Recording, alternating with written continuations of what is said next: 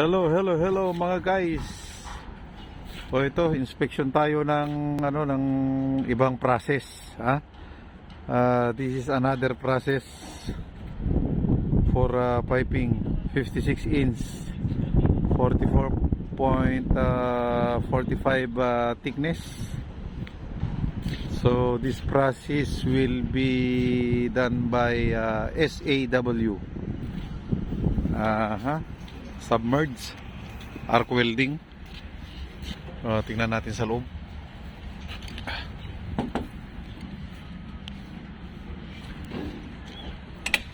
Okay, this one. Ito yung gamit nilang flux. Ito yung hindi pa nagagamit yan.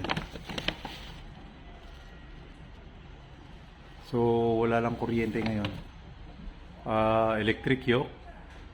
Patom electric var start. Tamam.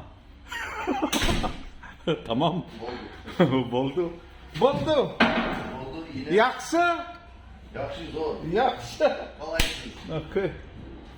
So walang electric ngayon eh. So, nag-aantay lang ng electric. Maya pa siguro ng konti. Ayan, putol-putol pa ang structure. Kala nyo mabilis lang to, wala. Aabutin pa ng 6 na taon to.